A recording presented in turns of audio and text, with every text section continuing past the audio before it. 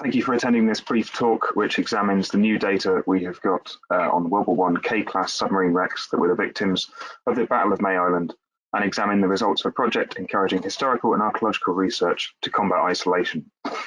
This image shows the full profile and plan view of K-15, which at 109 meters long, these submarines were by far the largest commissioned by the Navy at that point in 1915. A recent podcast by the Society for Nautical Archaeological Research goes into much more detail on the development and use of the K-class than is possible here, so I recommend giving that a listen, and the next slide will show you some useful links. I'm taking advantage of the fact this presentation is pre-recorded to give you a few web links that will be useful for looking at during the presentation and after the presentation. There are two Sketchfab links for the 3D models we've created of the X-Craft, two dive videos on the K-class wrecks, some marine geophysics of the wrecks from 2009, a very detailed blog on the K and M class submarines, and that SNR podcast. They're all worth having a look at. The YouTube dive videos are 9 and 20 minutes long, while the SNR podcast on the K class is 40 minutes long. But if you have a bit of time to spare, I would recommend having a listen and look after this presentation. The other links would be useful for you to have a look at as the presentation is going on. You can pause and have a look at them to see what I'm talking about as we go. Hopefully these links will be included in the blurb for this presentation, so it'll be easy for you to get hold of. So the project actually began on the opposite end of the size scale from the K-class, with a project funded by the National Lottery Community Fund to use marine heritage to bring military veterans together safely during the COVID-19 pandemic and train them in historical research while combating isolation.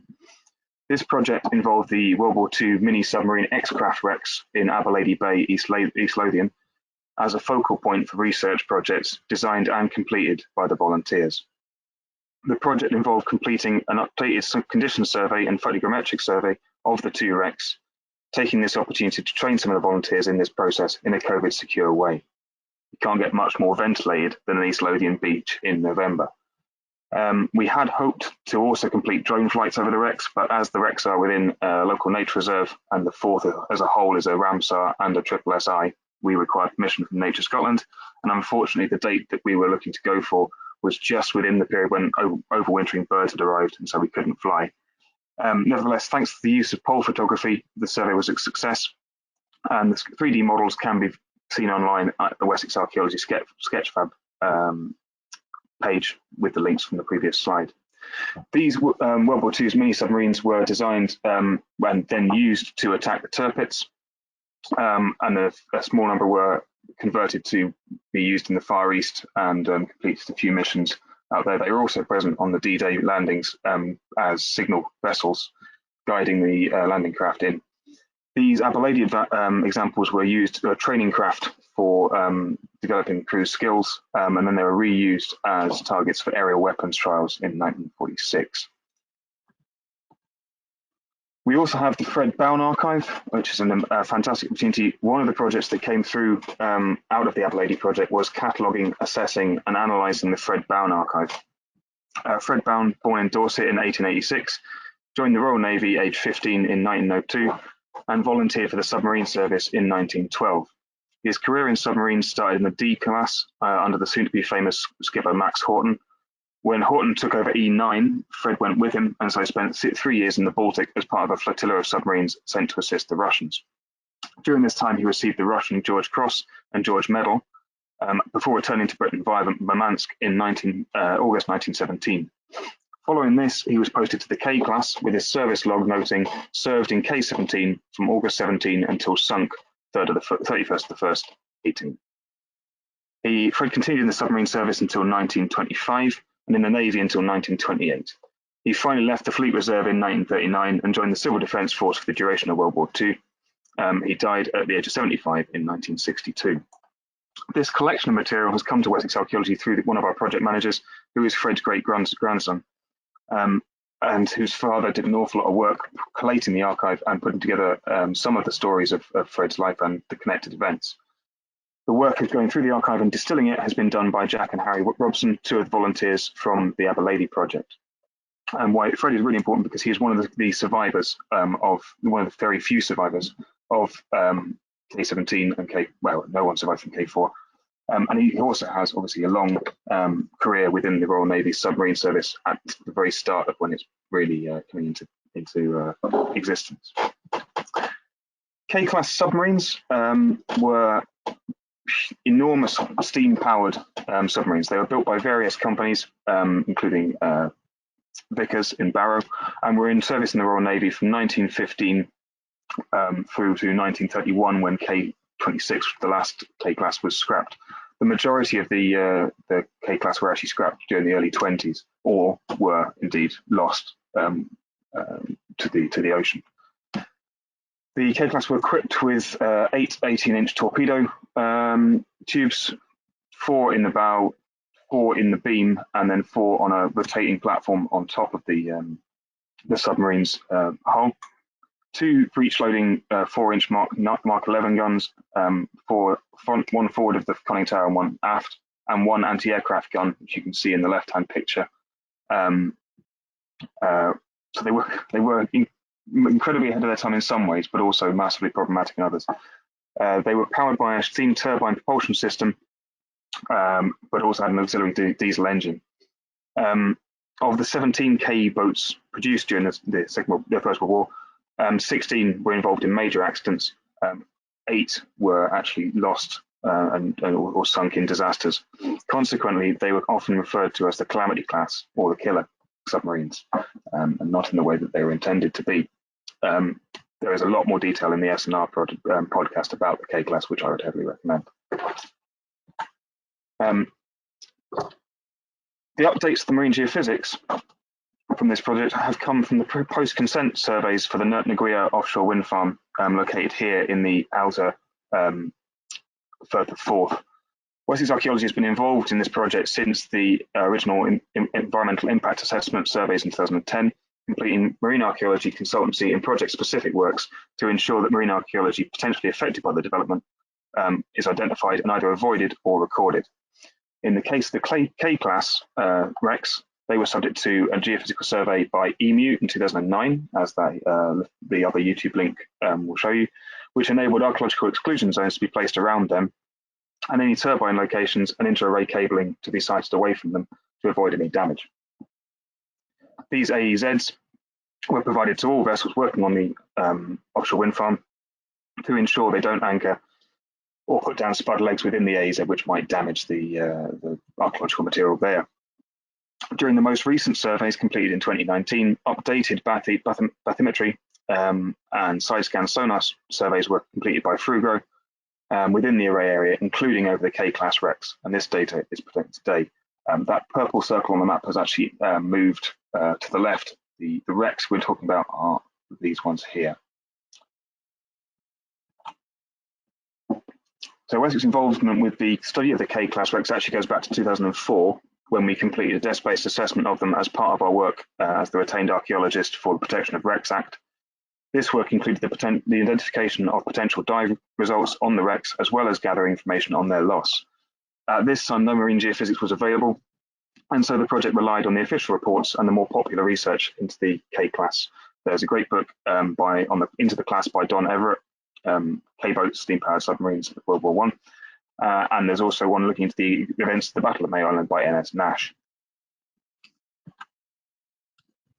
The Battle of May Island itself was in fact actually a series of collisions and errors committed by a Royal Navy fleet heading out of the 4th Fleet exercise in the North Sea.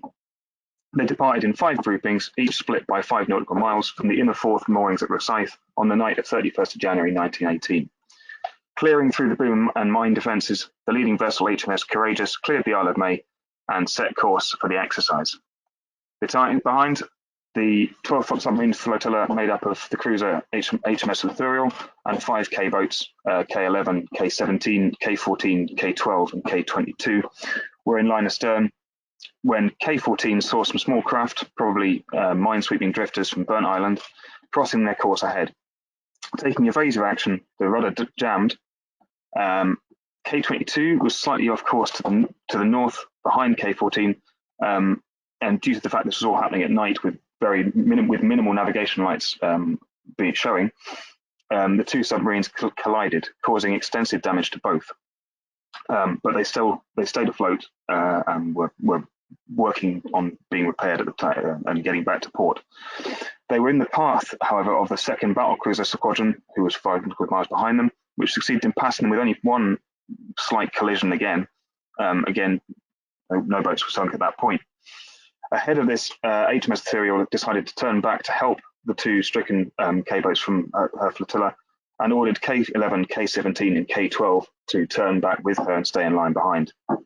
Threading back through the fleet in the middle of the night towards the damaged submarines, they crossed the path of the 13th submarine flotilla, led by HMS Fearless.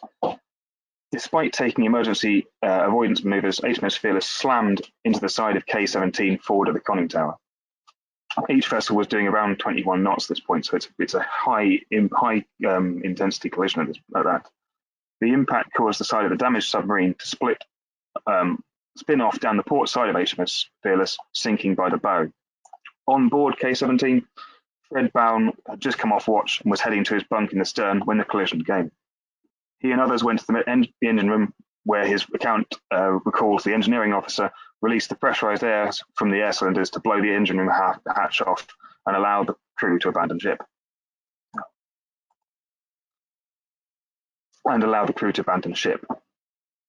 The vast majority of the crew escaped the sinking submarine, but were swept into the water as K-17 sank. HMS Fearless had signalled to the 4 K-boats following to keep clear. K4, the first K-boat behind Fearless, turned sharply to port and slowed down and began to stop. K3 behind her turned slightly less sharply and crossed over the wake of K4, also slowing down. But K6 continued at around 20 knots on a slightly more northerly course, taking avoiding action to prevent a collision with K12, who was also oncoming from the east. The crew of K6 did not expect to see K4 stopped at broadsides to them.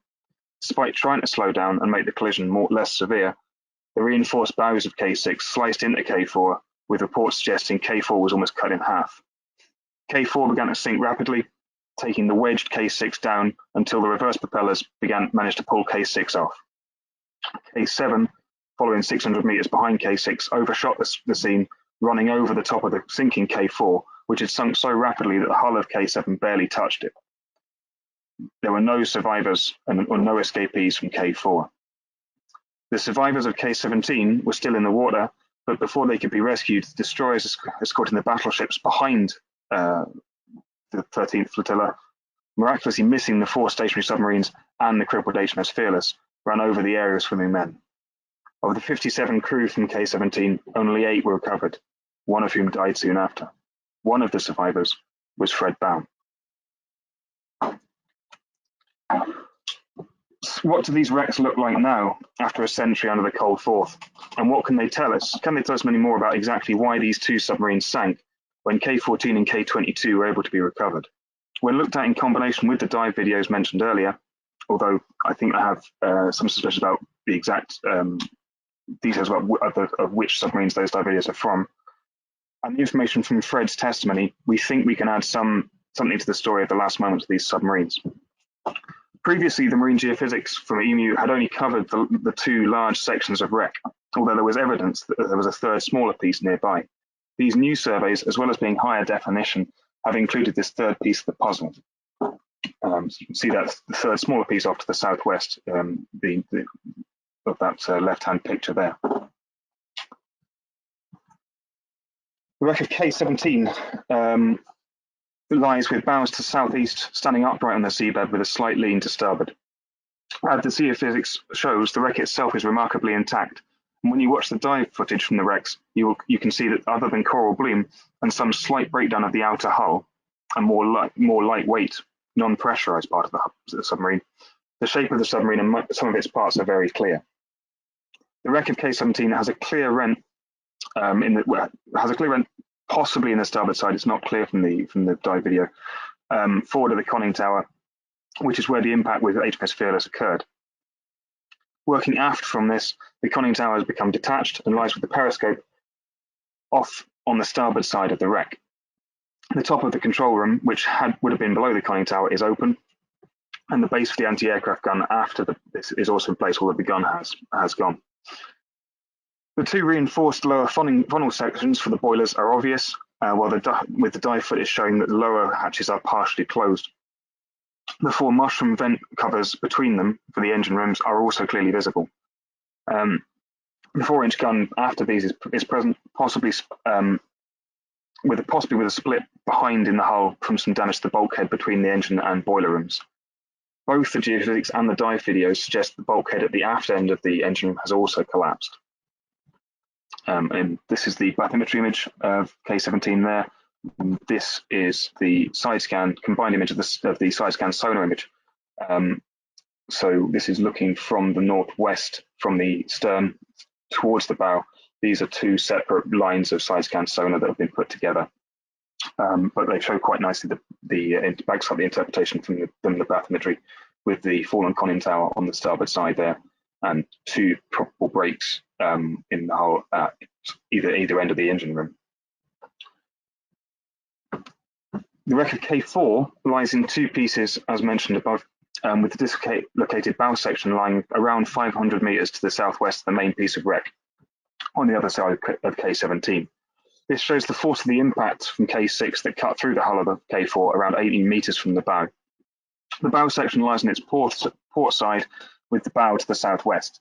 On that piece of side scan sonar there, you can see the 2 starboard torpedo tubes showing at the very bow.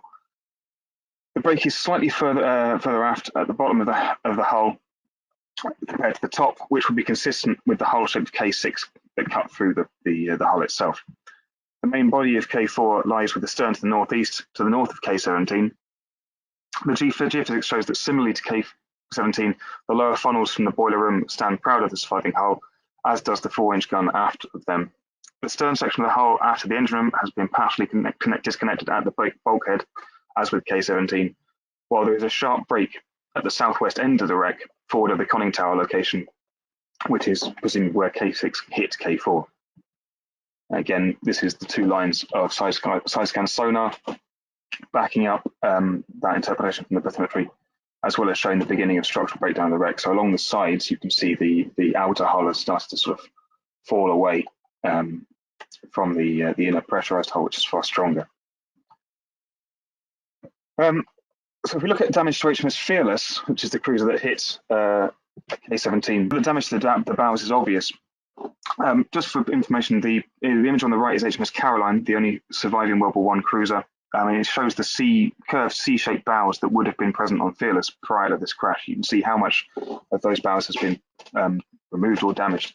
But what is interesting is the bow material has not broken off. It's been crushed back and off to starboard. The compartments within this section would have been chain lockers, paint stores, and potentially fresh water tanks. So minimal armor, and essentially it's crush room. But despite this damage, the crew closed the watertight doors that they needed to, and Fearless was able to return to Rosyth, albeit under stern first. So why did K17 sink? From the new evidence, it's clear that the combination of several areas of damage meant that there was no way to save the vessel, even with the actions of the crew in closing watertight doors. The impact from Fearless initially caused a rent in the pressurized hull, but did not break the submarine beyond this rent. If that had been the only damage to the submarine, then it's possible that K17 would not have sunk, with watertight doors holding the flooded wardroom, etc., the water back from within that.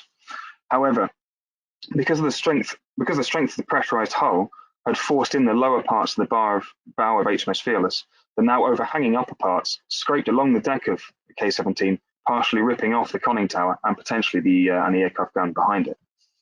This left the control room and beam torpedo room open to flooding as well. Fred Bown's personal recollections of the sinking say that when he was in the engine room after the collision,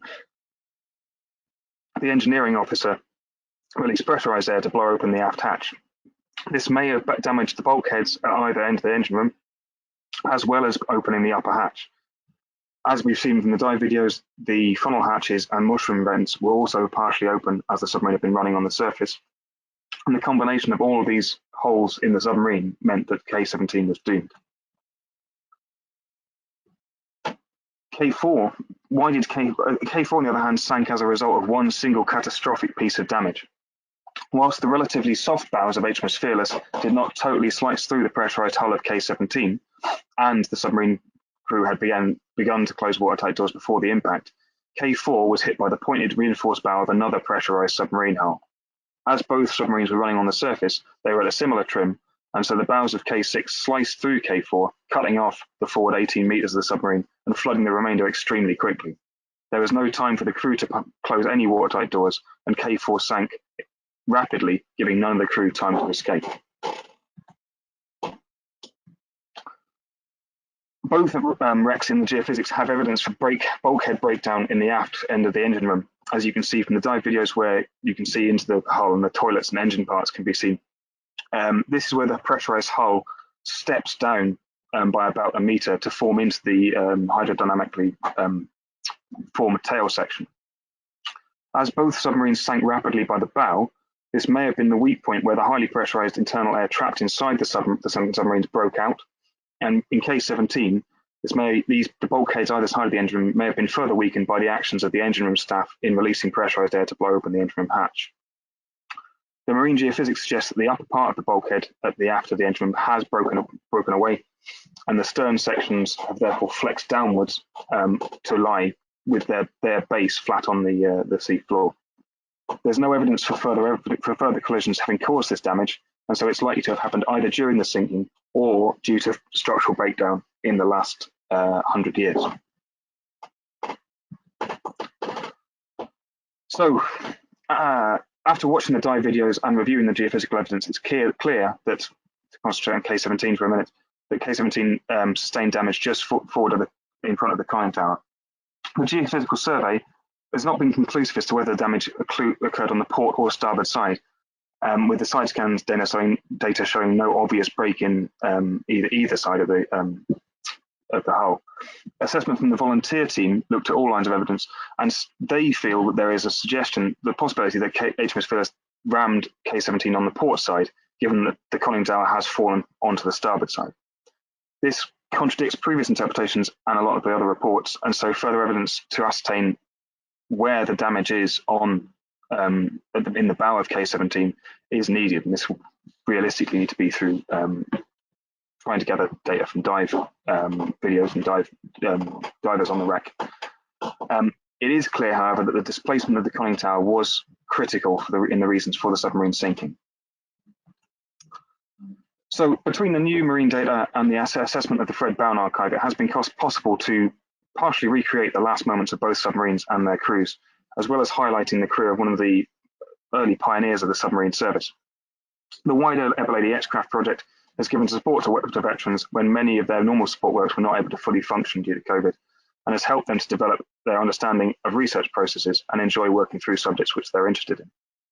There will be more reports on the individual projects that have come out of this a small body of work later this year, but I would like to thank all of the veterans involved in that project, in particular Harry and Jack Robson, who've done a lot of assessment and work on the Fred Bown archive and had a look at the geophysics. I'd also like to thank the National Lottery Community Fund for their funding for the Aberlady X-Craft project itself. Thanks very much to Claire, who is the NnGOWL offshore lead, for helping us to get hold of the updated marine geophysics data for the wrecks. Dickie Bennett at Breaking Go Heritage for his support on the Aberlady X-Craft project. Chris Swales, Andy Bickett, Dan Atkinson, Tim Marples and Robin Pelling of Wessex Archaeology Coastal Marine and Marine Geophysics departments, who've done an awful lot of work on this project too. And Katie Hutton, who is now of Headland Archaeology but was previously with us, who helped with the X-Craft surveys themselves. Thank you all very much.